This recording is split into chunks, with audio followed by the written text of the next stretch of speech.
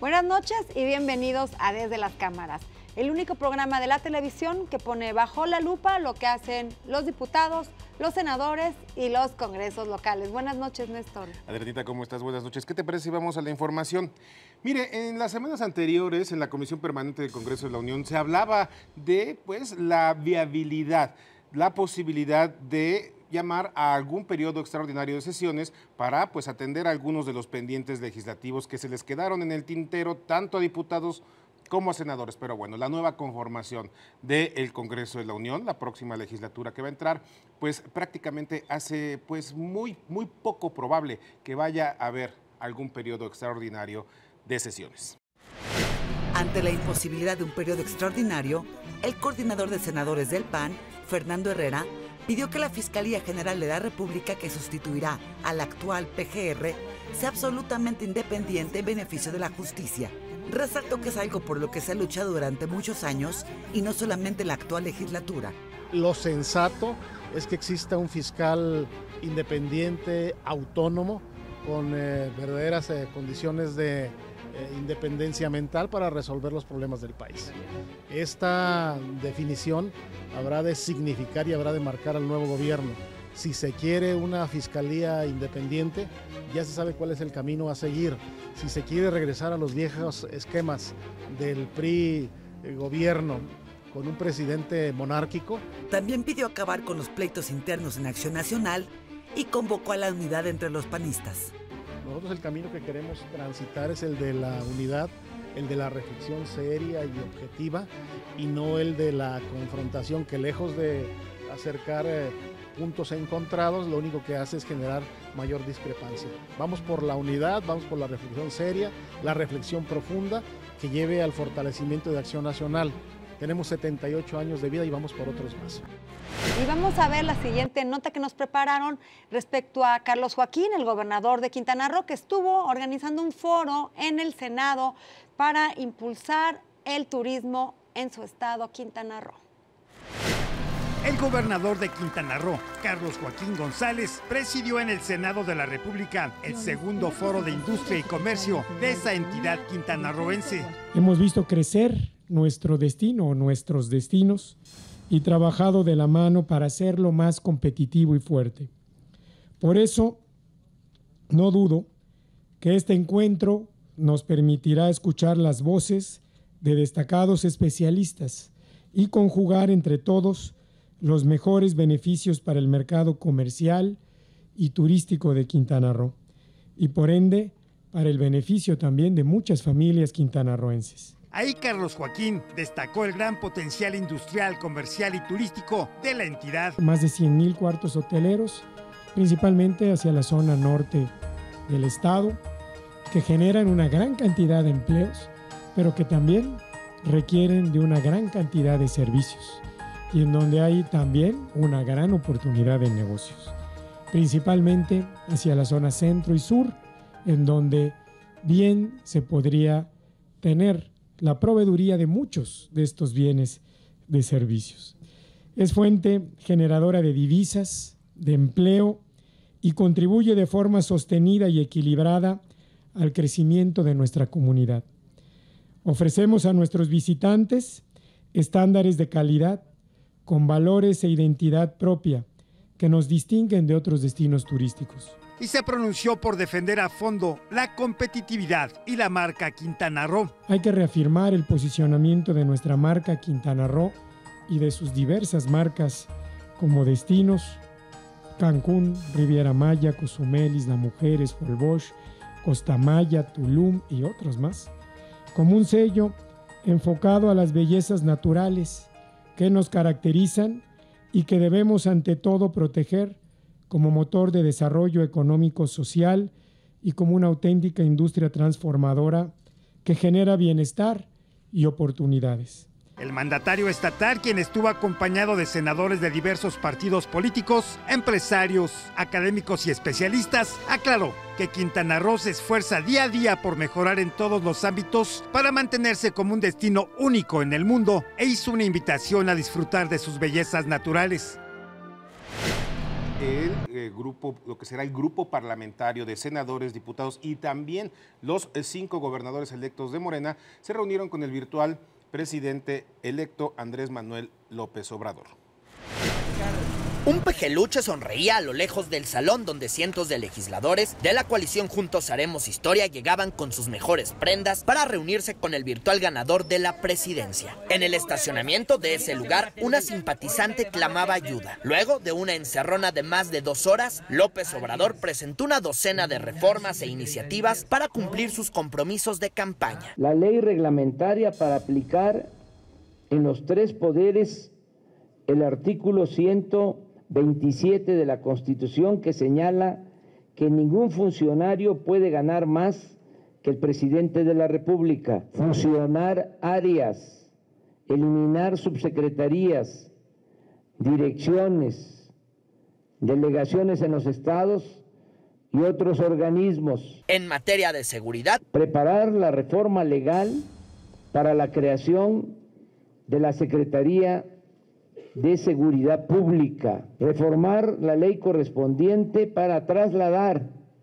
el Estado Mayor Presidencial a la Secretaría de la Defensa. Además, propuso modificaciones que alcanzarían al Código Penal. Reformar la ley para considerar delitos graves, sin derecho a libertad bajo fianza, la corrupción en todas sus modalidades, el robo de combustibles y el fraude electoral. Insistió en que buscará cambiar el artículo 108 constitucional. Que puede ser juzgado el presidente de la República en funciones por delitos de violación a las libertades electorales, establecer en la ley el mecanismo de consulta para la revocación del mandato. En materia económica y de desarrollo, propuso revisar la posibilidad para aumentar el salario mínimo al doble en la zona fronteriza y una cirugía mayúscula a la reforma educativa.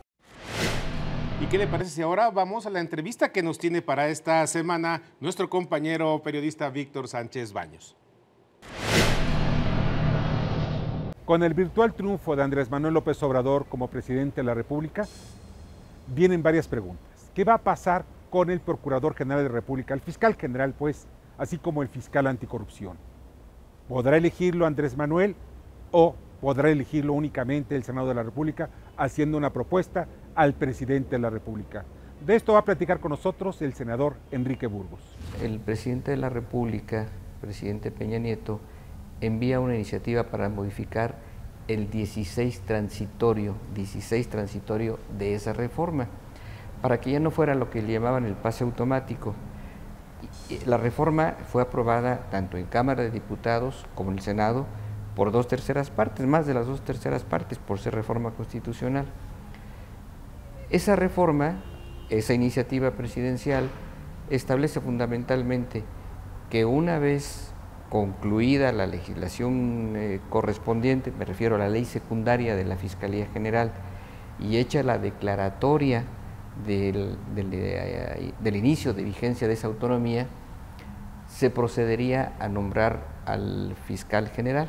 Ya no era el pase automático, ya no es el que esté de procurador se convierte en fiscal, ahora no.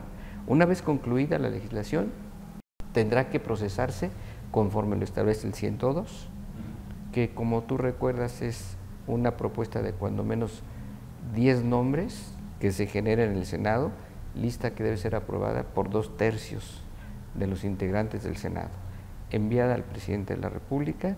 El presidente de la República puede tomar 3 nombres, una terna de esa misma lista, devolverla al Senado y el Senado de esa terna designar a uno por 2/3, mayoría calificada, y quedará como fiscal general de la República por un periodo de 9 años.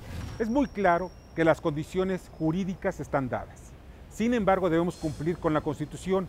Hoy podrá Andrés Manuel López Obrador tener una terna y precisamente ofrecerla al Congreso de la Unión y seleccionarla de un grupo de 10 o más aspirantes para la Fiscalía General de la República. Sin embargo, hay un trecho que los mexicanos debemos cumplir a través de los congresos locales. Y si no logramos ese acuerdo entre los congresos locales, pues vamos a tener estacionado ese fiscal general durante un buen tiempo. Esperemos que ya esos congresos en cada uno de los estados que faltan, pues logren ya sus acuerdos políticos por el bien del país. Gracias, Víctor. Y ahora vamos con nuestra experta en temas financieros. Vamos, por supuesto, con Alicia Salgado. Hola muchachos, ¿cómo están? Qué gusto de saludarles. Bueno, ya más o menos delineada la conformación del Congreso Federal, resulta muy interesante dos cosas. Una, que la actual legislatura no tendrá periodo extraordinario de sesiones. Platicando con Jacob Polensky, que es la líder, la dirigente de Morena, comentaba que no tiene ningún sentido porque inclusive en la iniciativa las iniciativas pendientes en materia del Sistema Nacional de Corrupción, la composición actual de la Cámara no refleja la composición futura de la misma, de tal manera que tendrían que negociar con algo que no es, con lo que no está de acuerdo Morena.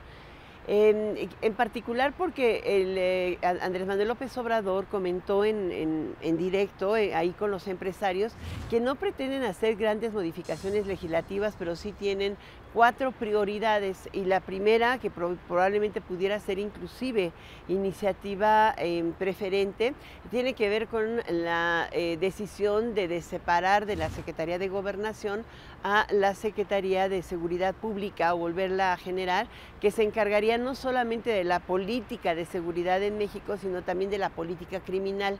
Esto es, ahí se van penitenciarías, ahí se van reclusorios, ahí se va todo el sistema de archivo penal y también todo el cuerpo de investigación y de inteligencia, incluyendo la posibilidad de separar a la unidad de inteligencia financiera, que hoy está en la Secretaría de Hacienda de una manera extraña, hacia la misma Secretaría de Seguridad Pública, porque evidentemente el tema de secreto bancario deberá resguardarse con la intervención del Poder Judicial. O sea, si hay una orden del juez, se puede investigar a una persona y se le puede intervenir hasta telefónicamente, o se puede frenar su información financiera o hurgar en ella.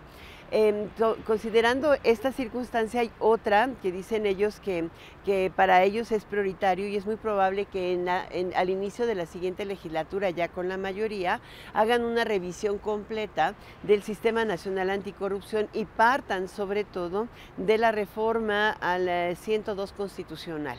Esta es la parte más importante porque ellos sí tienen hoy no solo mayoría en la Cámara de Diputados, en la Cámara de Senadores, sino también en 17 congresos locales, de tal manera que la reforma podría correr rápido, y es al 108 constitucional, en el que se establece sobre todo que el Ejecutivo puede ser juzgado, no fueros, dice Andrés Manuel, no hay fueros para nadie, y eso va a incluir no solo al presidente en funciones, esto es de esa administración, de su administración hacia adelante, sino de todos aquellos que emanaron de la elección popular del 2 de julio, incluyendo gobernadores, presidentes municipales, ediles, etcétera, y también a todos los servidores públicos, parientes o no parientes, que formen parte de la administración pública federal, sean organismos o no organismos, todos deberán ser juzgados sin excepción. En consecuencia, pues esta iniciativa pretende acabar fueros y sí, claro, cambia en forma definitiva el Sistema Nacional Anticorrupción y le da características distintas a la Fiscalía Anticorrupción, que va a ser un organismo independiente de la PGR y mucho más ligado al Poder Judicial. Estaremos platicándote todos los detalles en la siguiente ocasión. Yo pongo este tema bajo la lupa desde las cámaras. Gracias, Alicia. Y es el momento de ir a un corte, pero no se vaya, porque al regresar estará aquí con nosotros en el foro el analista, el especialista en temas políticos y económicos, Fernando Dvorak.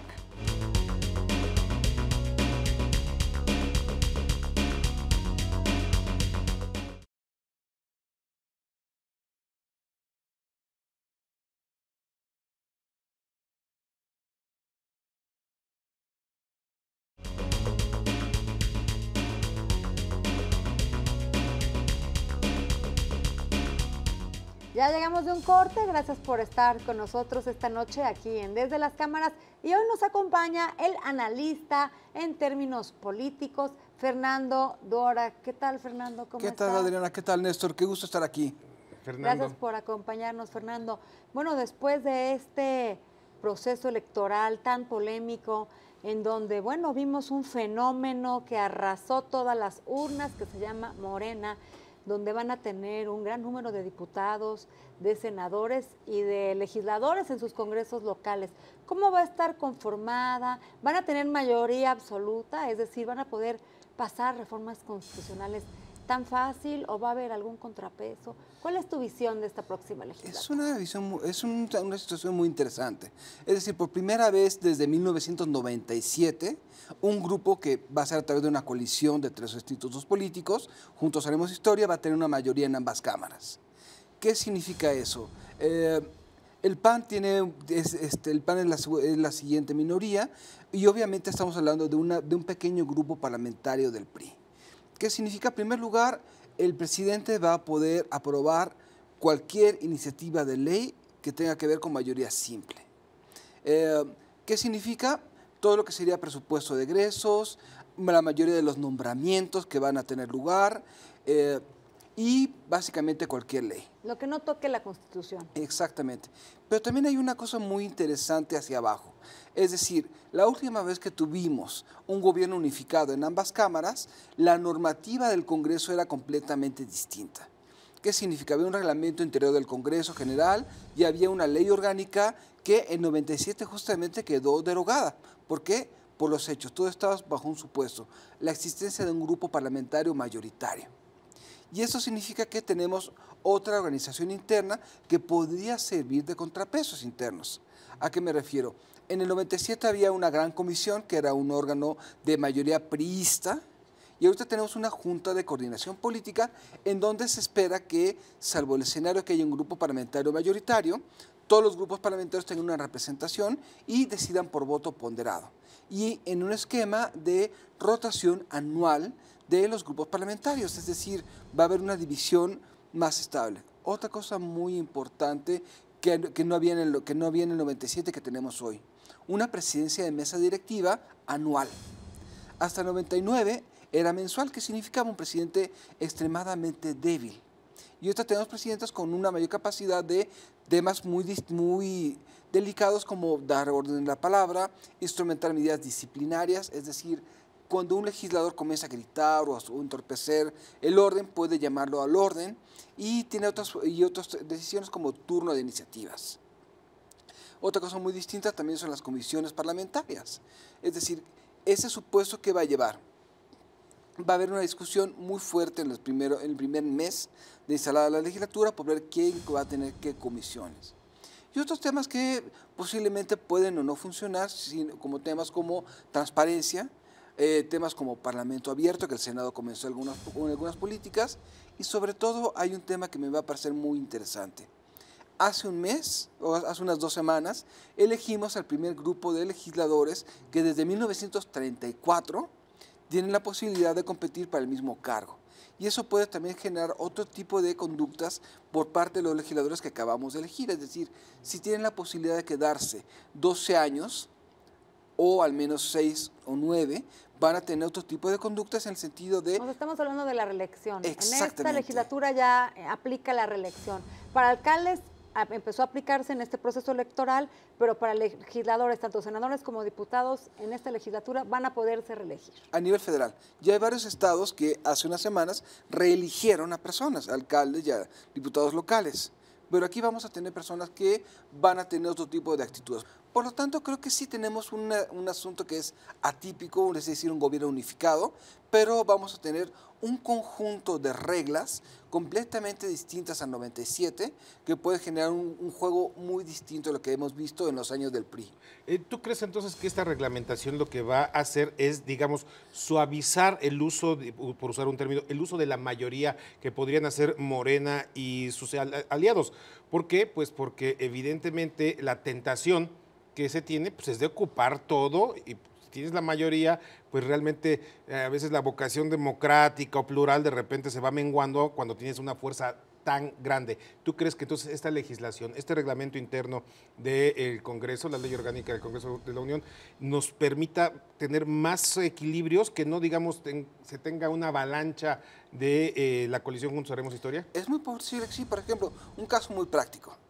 A la hora hay 4 comisiones que tienen un peso superior a las otras: Gobernación, puntos constitucionales, Presupuesto y Hacienda. En esas 4, ¿cómo va a quedar el equilibrio? Una para Morena, una para el PAN, una para el PRI. ¿Cómo van a quedar? ¿O las va a querer todas Morena? Estamos hablando de presidentes, pero Exactamente. los secretarios, que son los que votan al final, son de acuerdo en la parte proporcional a la cantidad de legisladores que tenga el partido. Es decir, si Morena tiene más representantes, más legisladores, van a tener más secretarios de las comisiones que los otros partidos, en donde se va a votar como mande Morena. Al final de cuentas, también el poder, los presidentes tienen ciertas facultades muy discretas de definición de agenda. Por ejemplo, en el tema de convocar nuevas sesiones, de comisiones, hay algunos puntos en donde obviamente la mayoría va a imperar, y también va a haber otra cosa: nunca se tiene en un órgano legislativo a todos los diputados y a todos los senadores presentes. Es decir, va a haber ciertos rejuegos en cuanto a tácticas, en cuanto a estrategias, en cuanto a modos de que los coordinadores de grupos parlamentarios gobiernen a su gente, las motive, las tenga cohesivas, que van a importar mucho a la hora de funcionar el Congreso. Por ejemplo, hay algunas estadísticas que muestran que un buen presidente de mesa directiva que tiene a su grupo cohesivo y los tiene siempre presentes, tienen un peso real al momento de votar superior a su peso en el Pleno. Fernando, en este sexenio ocurrió algo histórico, que fue el Pacto por México. Este Pacto por México fue donde se negociaron, discutieron pues las reformas estructurales de este sexenio sin negociarse abajo en las cámaras. Esto fue en la cúpula. Algo pudiera suceder así, en donde el Ejecutivo mande las leyes al Congreso y se aprueben por unanimidad, sin mayor discusión, sin negociarlo con las otras fracciones parlamentarias que quedaron muy diluidas. Van a tener muy pocos representantes: PRI, PAN, Movimiento Ciudadano, los demás partidos van a tener muy pocos legisladores. Lamentablemente la oposición, al menos en la próxima 64 legislatura, va a ser meramente simbólica, meramente testimonial. En realidad, lo que se espera es que el presidente vaya a tener la capacidad de pasar su legislación tal y como la presenta. Puede haber algunos momentos, algunos temas, quizás, en donde haya lo que se conoce como log rolling, es decir, colaboración entre grupos parlamentarios para pasar iniciativas a cambio de intercambio, pero no veo esa posibilidad muy clara, a menos que impliquemos tal vez algunos temas muy concisos. Adriana, aquí yo les preguntaría a los dos: tú tienes una experiencia legislativa, tú eres un analista, yo soy periodista, pero la sensación que tengo, desde que se fueron determinando las propias candidaturas a los ayuntamientos, a las gubernaturas, al Senado, a ambas cámaras, creo que la gran lección que tenemos, ahora que hablas de ir a los distritos, es que la gente es la que decide. Si algunos partidos hubieran hecho caso a sus encuestas, a sus bases, podrían haber puesto candidatos ganadores en vez de repetir la fórmula de la imposición. La gran lección que creo que le debe quedar a todos los mexicanos, a los partidos y a los gobiernos, es que la gente decide. Quien diga que nuestra democracia no es una democracia viva en la que el voto de la gente cuenta y las corrientes, los grupos al interior de los partidos construyen mayorías reales en sus espacios, pues se equivoca, porque creo que nuestra democracia funciona y está funcionando bien. Cuando la gente es la que decide, funciona bien la democracia. Es una democracia joven, pero completamente de acuerdo contigo, es una democracia que está funcionando. Ahora, hay que tener mucho cuidado en no aflojar el tema de vigilancia y exigencia de rendición de cuentas. Hay que darle contenido a esa democracia y obviamente es una responsabilidad de todo el mundo. Fernando, pues este tema del Congreso da para mucha plática. ¿Qué te parece si te invitamos el próximo jueves a que sigamos platicando de este nuevo Congreso, este nuevo fenómeno de Morena? Con muchísimo gusto, Mariana. Encantado. Gracias, Fernando. Néstor, pues se nos acabó el tiempo. No dejen de vernos el próximo jueves a las 11:30 de la noche aquí en Desde las Cámaras, el único programa de la televisión abierta mexicana que se ocupa exclusivamente de analizar para usted los temas del Congreso, la Cámara de Diputados, la Cámara de Senadores, la Asamblea Legislativa de la Ciudad de México y los congresos locales. Pásenla bien, muy buenas noches, nos vemos la próxima semana aquí en Desde las Cámaras. Buenas noches.